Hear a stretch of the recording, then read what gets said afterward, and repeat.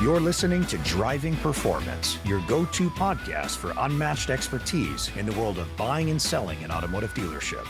Each episode features discussions with industry leaders and is brought to you by Performance Brokerage Services, North America's premier, family-owned automotive dealership brokerage firm with over 30 years of experience.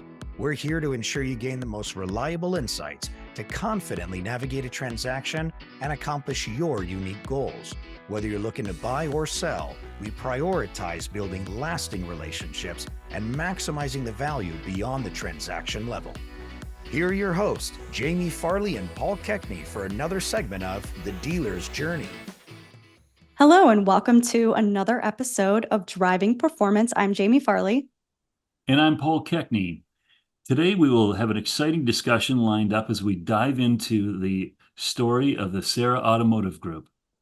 Yes, they are the 12th largest dealer group in the United States, and we are very blessed to have on Joe Serra and his son, Matt Serra, today. And they have a really inspiring story of growth and innovation that we can't wait to discuss. Absolutely. We'll explore the approaches Joe and Matt have taken, as well as insights they can offer to dealers. Joe and Matt, welcome. It's fantastic to have you with us today. Yeah, thank you for having us with you. Pleasure being here. All right, let's dive right in. Joe, starting at the very beginning, what inspired your dad, Al Serra, to open his first Chevy store in 1973? And can you walk us through how he seized that opportunity and how he laid the groundwork for what would become Serra Automotive? Would love to. My father, Matt's grandfather, is a amazing individual. He came over to the United States from Italy at the age of 7. And after going through school and a couple of years of college, he got married, went to the Korean War. And when he returned home, he was a husband and also had a son. And as he tells the story, when he got back home, really the only job he could find that could support his family was selling vehicles at a Chevrolet store in Pontiac, Michigan. So that's sort of how he got into it. He sort of just fell into it. It was like the only opportunity. And as he progressed through the stages from sales to management to other layers in retail automotive, he opened a Ford store originally in Flint, Michigan, which, if you know much about Flint, Michigan, that was sort of the home to General Motors and high concentration of General Motors employees. So it was a tough go for him. But he made it through it and eventually opened the Chevrolet store in 73. So that's sort of how his story goes. That's very cool. Thank you so much for sharing that with us. So, Joe, when we met a number of years ago, you talked about your father, and what can you talk about as far as the culture and some of the things that he brought that you still use today? And Matt, for you as well as your grandfather, what things do you still carry forward from his early start? Yeah, well, he was obviously he's the founder, right? So I always say about founders, they lay the foundation. You don't see foundations in buildings, but the stuff that's under the ground is vital, right? And that's really the question you're asking. What's under the ground? What's the foundation? And it's people. He knew early on that the key to his success was to value people, get the right people, get them on board, share the vision. And he's always been fabulous about people. And so because of that, we've always understood that people are our greatest asset. They're the most important asset of any organization. And today, as we speak, Matt and I are blessed to have individuals who've been with us 40 plus years, 50 years in some cases. We're just 50 years old, so probably 40 plus. The other thing he taught me early on is lead by example. He never asked anybody to do anything he wouldn't himself be willing to do. And I think when people see somebody in the leadership position doing something, they're willing to walk and follow behind. And then obviously just work hard. One thing I tell people every day, I am definitely not the smartest person, not even close. One thing I can do is outwork anybody. So great work ethics, lead by example, and then surround yourself with outstanding people. Matt, what you would have a different view. What would you see from your take. Yeah, I remember like I may have been maybe freshman, sophomore in high school, the first time I really talked to him about the business. Obviously growing up, always understood, had an idea on what he built, and obviously had an idea on what my dad and our family did, but didn't know a ton about it. And I also wasn't like a huge car person per se. So that idea, that path was never like obvious to me that it was something I was going to go down. But I remember talking to him about it, and all he talked about was the connections he made, the friendships he had, the platform that the dealerships provided to, like, one, just to be part of a team, to help people grow and develop, the impact it had on not only the associates, but then the communities that we're part of. And I really, growing up, I always really was passionate about being part of an athletic team, teaching, coaching. And so kind of those things I've always knew I was passionate about. Listening to him talk about how he viewed the business really connected. I think that's when it really started to get in my mind that, hey, this is something, if down the road I earned the opportunity to do, I think it could be a really good fit. But that's probably my clearest memory in terms of talking to my grandfather about how he viewed the business that really connected with me. Matt, when you first started working in the stores, did you have any like aha moments where you're like, oh, this is what it's all about, and this is the place for me, and I know this is where I'm going to have my career?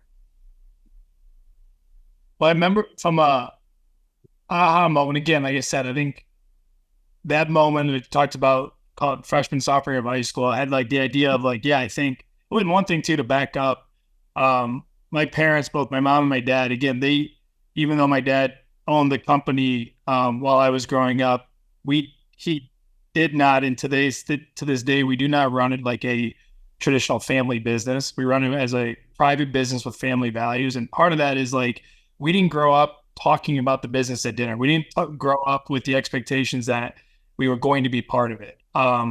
So really didn't know a ton about it, or didn't have any expectations growing up to be part of it. And again, it was talking to my grandfather where it kind of clicked that, hey, I think I could potentially play a role one day, because I am passionate about teaching, coaching, being part of a team. And that was always a value my parents instilled in us, which is, hey, the most important decision you can make is do something that you're going to love to do, because if you love to do it, now you're going to be in a position where you can truly outwork and be the best at it because you're enjoying doing it. So we always kind of grew up with that kind of mindset, like, pick a path you love. And if you pick a path you love and you work hard, you do the right things, the fruit of that will follow.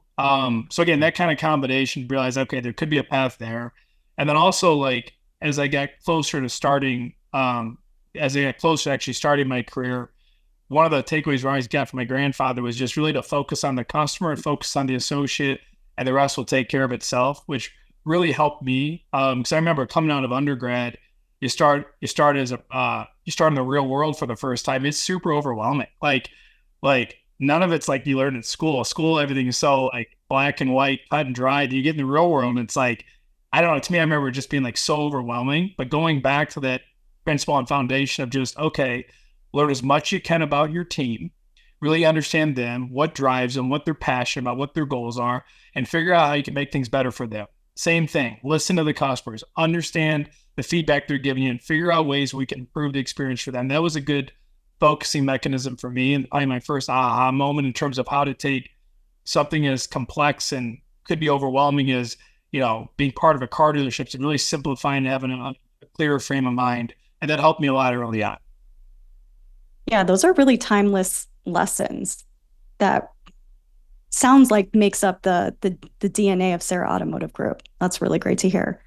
Joe, reflecting on your journey, can you share with us the key factors that made it possible for you to successfully buy out your dad in 1999, I believe it was? And what lessons did you learn during that process that could maybe benefit other dealers facing similar situations? Yeah. So the first thing I learned, and I've tried to implement it in with my family going forward, and I think it's really, really tough for parents and an owner of as Matt said, we're a private business, family values, but we're a family business, right? It's owned by the family. The toughest thing to do for a leader of that is to make what I call tough decisions. And I'm from a family of 10 children, so I'm the fifth of 10. So just imagine, and I don't know what was going through his mind, but my dad at some point had to make a decision that he was going to, number one, sell the business, which I knew he was going to do. We were public companies were looking at us, and a lot of moving pieces. But then he had to decide, I'm going to sell it. In this case, he's going to offer it to me versus the other siblings who, quite frankly, one could argue were just as qualified, right? But he had to decide, he had to make the tough decision. And where I would be, what's the word? Where I think most leaders of family business fail is they're afraid to make that decision. And then all of a sudden something happens to him or her, and they're no longer in the picture, and the children are left to think it through or argue it through, or the poor spouse has to make a decision. So he took that away. He made that tough call. And I'm sure he had to deal with other siblings that said, why not me, right? Now, that's tough to do. And I think that's where most family business, if I was going to be critical, that's the word I was looking for earlier, that's where they're afraid to do it. But to not do it is just kicking the can down the road. And I don't think it's fair to the children or the spouse. So number one, he did that. Number two, what I did in 99, quite frankly, I don't think I could have done today. And what I mean by that is regulatory regulations have changed for the banking world. And what they approved, the loan they approved for me from a couple of banks, it wouldn't be allowed today. After the crash in 08, 09, there's different regulations. So I was fortunate. My timing was good. So that was the second thing. But the fact that he made a decision and he's communicated it to the family, and he helped me, negotiate and get through the financing side of it, is why we made it to the next generation. And I think I've used that learning to then make sure we're ready for in Matt's case, the third generation. We've talked it through. My wife and I are blessed to have Matt as well as a daughter, Lauren. So we have 2 children. And we all know what the future looks like, which I think is vital for not only for our associates, because they want to know, hey, Joe, when you're not there day to day, which Matt's more operational than I am, or the manufacturers, they want to know you have a long runway. And we now have that, and it's well planned out. So hopefully that answered your question. It did. As far as the vision, the dream, whatever you'd want to call it, of where you started back in 1999 when you took over from your father, and where you are today, 12th largest dealer group in the country. What kind of defined that vision, and how did you get there to actually go? Did you have a defined goal? Did you have it written down, a plan of here's where I want to end up? And does the vision stop here, or where does it go from here? So the vision is just to be really good at what you do, and to take care of your clients and your associates. That's a vision, and pay back the huge amount of money I owed to the lender. That's your driving force. When you don't have $1 in your pocket and you owe a bunch, you're 100% motivated. But our vision or our motivation here at Serra Automotive is to give other people opportunities that I was given, that Matt's been given. That's the only thing pushing us. We didn't have a target of X dollars of sales, X dollars of stores, or X number of stores. There's zero vision. But we're growing because we have wonderful associates that also want to do more. And we're an organization that tries to push authority and responsibility down to the lowest level. I think humans can do amazing things if given the opportunity. So as long as we have somebody who raises their hand and says, hey, I want to someday be a dealer or operator, Matt, myself, and my team here, we're going to go out and try to allow them that opportunity. That's what drives us. It has zero to do with a target or 12th or 15th or 0. So it sounds like you're talking about your decentralized operational model, which I've had the privilege of having a discussion with you and your team about. Can you tell our listeners what that is, what that structure looks like in a little bit more detail? I'm going to defer that to Matt, because Matt, under our current structure, is more the operational side of it, and I think he can explain it much better than I can. So Matt, if you don't mind, let you jump on that one. Yeah. So, decentralized operating model. We've ran under that model since 1999, since my father purchased the company. And essentially, what that looks like is we have 20 dealer partners that run their individual store or stores. So we have 60 plus dealerships ran by 20 dealer partners. So my role in the company, I'm one of our dealer partners, and then I'm a sounding board responsible for the other 19. The reason we operate that way, and what that means is that those dealer partners, they have full operational autonomy, vision, values, strategy, processes, policies, pay plans, scorecards, everything. There's not a single thing that everything they do at the dealership level is because they choose to do it based on their team, based on their brand, based on their market, based on their style. That is how they choose. That's how they believe is the best way to run their dealership. And I say their dealership because it is their dealership. In their minds and our minds, that's what we want. The reason we do that is, one, we said earlier, we think the biggest differentiation in our business is the quality of people. And in order to attract the very, very, very best leaders, we believe the very best leaders want full autonomy. And again, full autonomy sounds great until you have it, because there's pros and cons to it. The benefit is the right people gives them a platform to really try to learn, develop, to grow, to try things, to learn from mistakes, so on and so forth. The flip side is if they're not truly the right people, it's tricky to come in and support them under that model, right? So we believe the best people want that opportunity. They want that risk reward. And the reason we want the best people is that's how my dad and I, that's how we believe we can best serve our 3,000 plus associates. The way we can best serve the associates in Tennessee is give them the best leadership possible. The way we can best serve the associates in our Michigan, give them the best leadership possible. So that's kind of the thinking behind it. We think it attracts the best people. We think it drives the best results. By results, I'm not just talking scorecard results. We look at results as in terms of how are we impacting our associates now and in the future? How are we serving our clients now in the future? Are we doing it in a way that's sustainable from a business perspective? Because that is part of it. You need to create capital. It's the fuel that allows us to serve out our mission.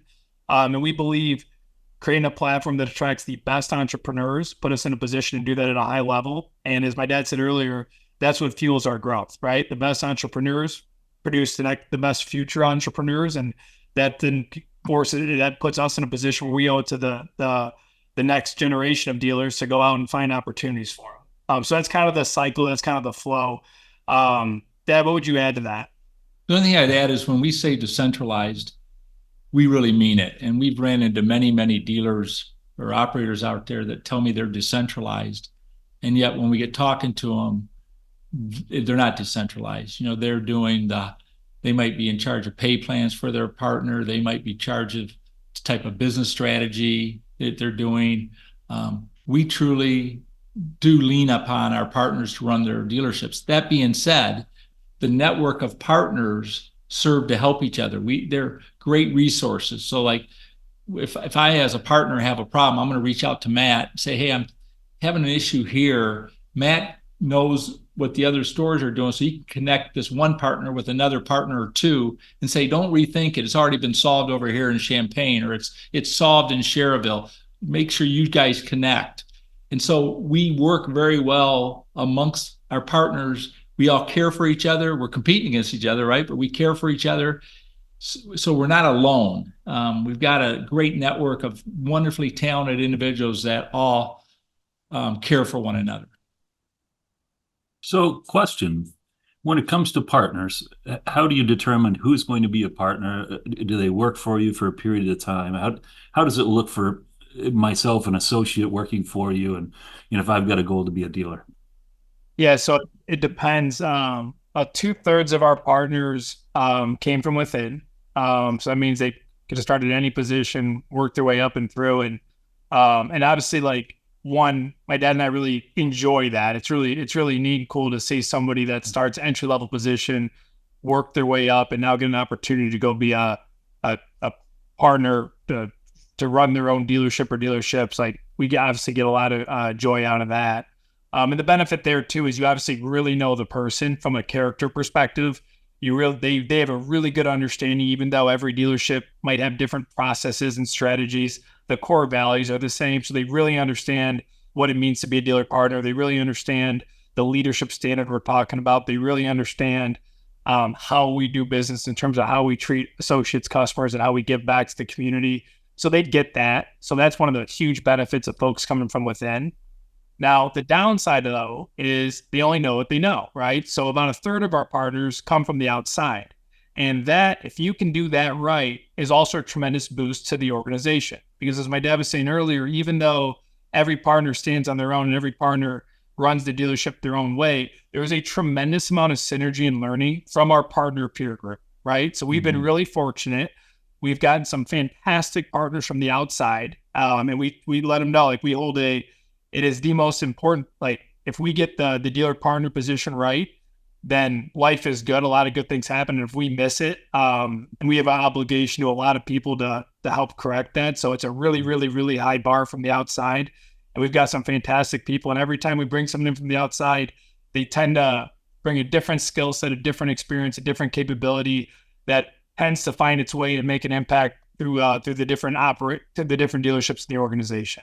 So it's a little bit of both. And again, that's probably the most important part of my job, is identifying, selecting the right partners, and then serving and supporting them in the best way possible. Again, we do that well. A lot of good things happen. And so that's where a ton of my time, energy, and effort and focus goes to. And I have another follow-up question to that also. So how does your structure then factor into your acquisition strategy when you're looking to grow?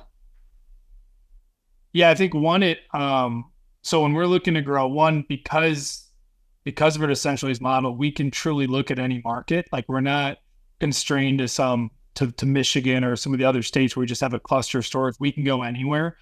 Obviously, perfect world is we'd find some opportunities that we already have an existing partner at, and then we can kind of bolt on those dealerships to that partner and create what we call campuses. We really like the idea of campuses. Allows us to give the dealer partner just more opportunity, and their team more opportunities. So definitely, if ever we can find acquisitions in a market, we've already got a high performing partner that's really that's exciting to us. But also allows us to go really anywhere as long as we have somebody we can put in there, or if an owner is looking to sell, they've got an existing GM or an existing operator. We're always open to that as well, because that kind of falls into that partner from the outside category. If they're running a great operation, customer associate scorecard, we would love the opportunity to bring them on as a partner. One, because they've already built something great, and two, I guarantee our other partners can learn from them, and vice versa. Yeah, that really creates a lot of additional opportunities for you that aren't limited geographically. So we touched on this a little bit earlier about, Matt, you being the third generation. I was wondering, can you give us a peek into what the transition and succeeding your dad has been like? What's been kind of the smoothest part? What's been a little bit more complex or challenging, especially because it's in today's world, not back in 1999, like Joe had mentioned. So if you could share anything about that, we would love to learn. I think it would be really valuable. Yeah. And Dad, please jump in at color, because I think that's really important. One is, I think, in terms of the transition, we started this with, as we said earlier, we view it as like our responsibility first and foremost is to Serra Automotive. And by Serra Automotive, I mean all of our partners, lenders, all of our associates, the communities we serve. Like, my dad and I are 100% in sync on this. Like, that is what is most important. So every decision we make starts with, what is the best thing, the right thing to do for Serra Automotive now and in the future? Like, that is what's most important. So when we thought about our transition, it started there. Like, one, should we even start this? Is that the right thing for Serra Automotive? And we thought it was. And then given that, we said, okay, well, what's the most effective way to do this? And so we really divvied up kind of our responsibilities in a couple ways. One, like, again, as one of our partners, it was kind of a natural next step, where being a partner allows you to be a really effective sounding board for the other partners, because you have a really good feel for what they're going through on a day-to-day basis. And it does, our business is always evolving. So I think there's tremendous amount of synergy in being a partner, and then also being responsible and support to the partners. So that was kind of a natural progression. And then my dad's fantastic at acquisitions, manufacturer relationships, facilities and construction. So that's the roles and responsibilities he plays today. Obviously, there's a tremendous amount of synergy on the acquisition side because, yeah, there is a capital allocation strategic piece of that, but also we've got to have the partner in the operations, and so there's a tremendous amount of synergy on that, and then I fully leave him alone on the constructions, the facilities, the real estate. He's got a huge talent for that. So that was the thinking that went into it. What's best for the company now and in the future? Let's play to our current strengths. What's the natural next step? And I think that frame, like that line of thinking, allowed it to be a pretty smooth transition. Deb, what would you add? I think you did a very, very polite way. You explained that your job's to make the money and my job's to spend the money, I think is what just happened there, which isn't a bad position for me to be in. But one thing I would share is that whenever you relinquish authority and responsibility, like in this case, there was time Matt needed to elevate his role. Again, that's easier said than done too. And because whenever you do that, Matt's going to do it a little different than I did it, right? And I have to accept that. And fortunately, his results have been better than I did, so it's easy to accept. But if it hasn't, you sort of got to, whenever you give up, you just got to sit back and bite your tongue sometimes. And I would say that again, our industry, I see a lot of cases where the founders or the person who's at the top, they have a hard time letting go and relinquishing authority to those that probably deserve it. And so that causes conflict. So I'm glad we did it. It's gone very, very well. And I think it's definitely the right thing. And as I mentioned earlier, it's a partnership. We have an obligation to our manufacturers, a huge obligation to them. We have an obligation to our associates. We have an obligation to our lenders, and they need to see the future. And this has allowed them to see what the future is going to look like. And if they're comfortable with it, great, then they'll grow with us. And if they're not, we'll get some feedback and adjust it. But we've been blessed so far. So it's been wonderful. So when you look into the future of the auto industry and let's call it the next decade, what do the two of you see, not just in the auto industry that may be changing or shifting, but also maybe just focusing in even on the buy-sell market and what you see in the next 10 years? Matt, you want to do the industry and I'll do the buy-sell, or how do you want to do it?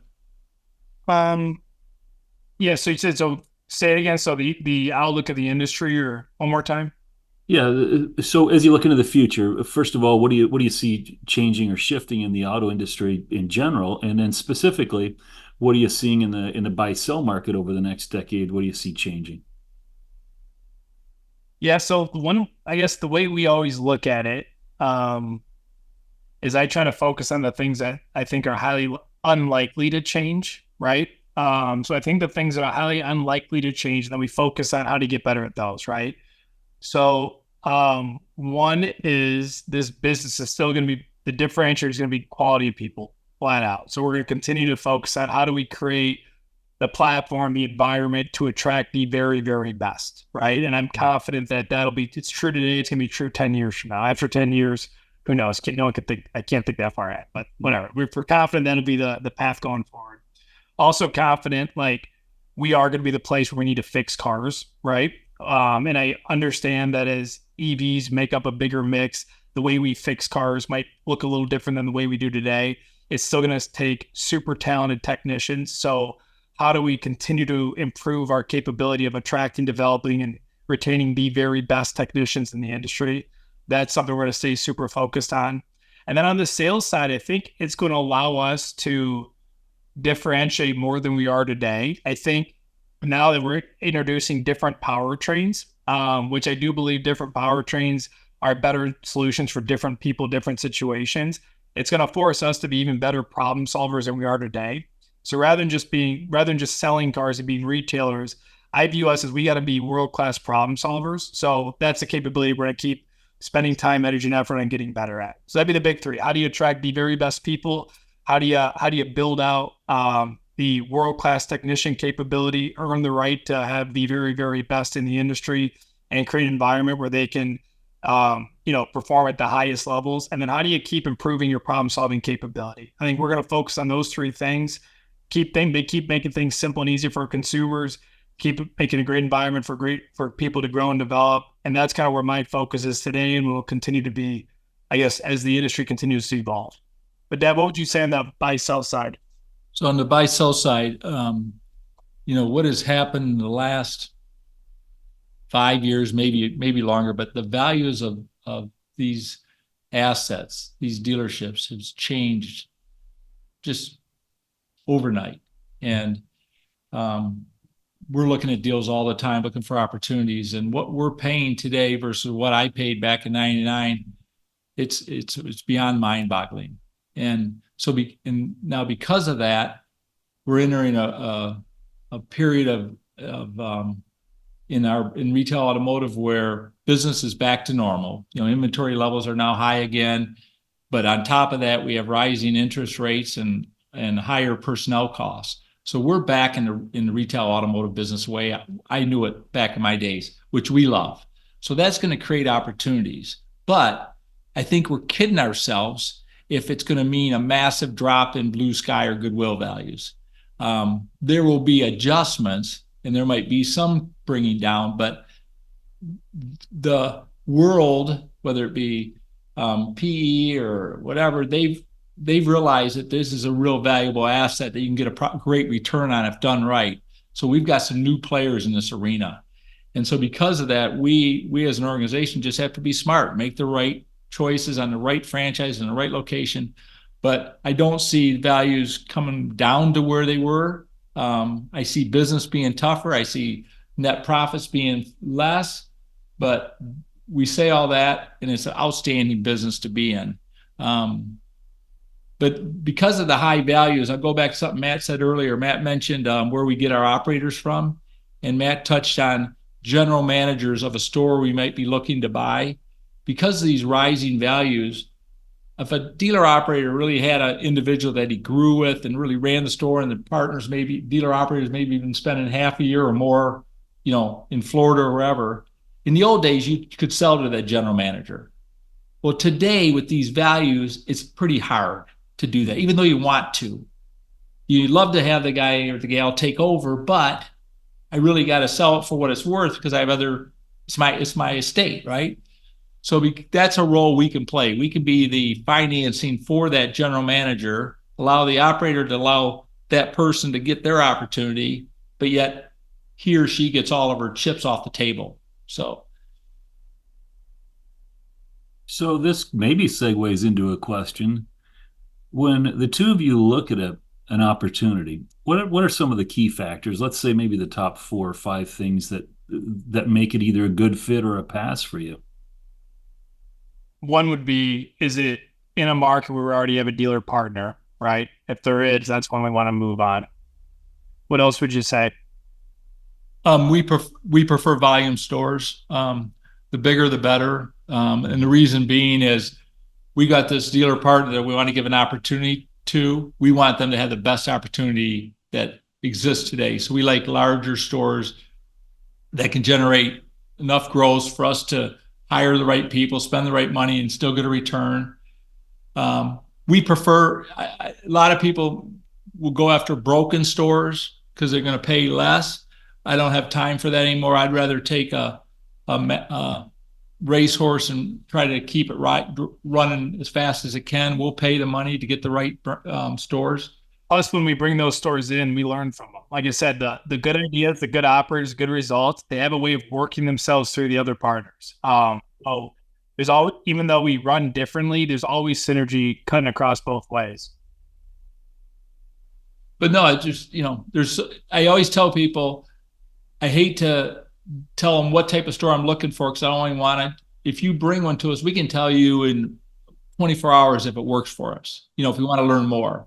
But I hate to say I'm not interested in this or that because every deal is different. Every deal is a little different. So I want to see them. That's one thing I would say I admire about your group is you do turn around and tell us fairly quick whether it's something that's on your radar or not. Joe, Matt, we really, truly appreciate you taking the time and spending the last hour with us and getting to know each other a little bit better and telling us some things about your business and how you've grown to the 12th largest car dealership group in the United States. That's just fabulous. Thank you.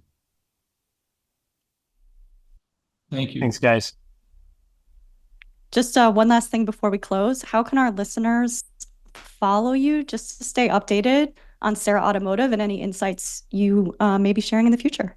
And I think the best way to kind of stay up to date with us is our parent website, serrausa.com, serrausa.com. That'll give you a feel for the footprint, the locations, the leadership team, so on and so forth. Yep. Yeah, great. Okay. Thanks again, gentlemen. Thank you. Thank you so much. Thanks. Thank you for joining us for this episode of Driving Performance. The show notes include links to any resources mentioned in today's show. If you're enjoying our podcast, please subscribe so you never miss an episode and leave us a 5-star review. If you're considering buying or selling an automotive dealership, reach out to us at performancebrokerageservices.com or send an email to info@performancebrokerage services.com.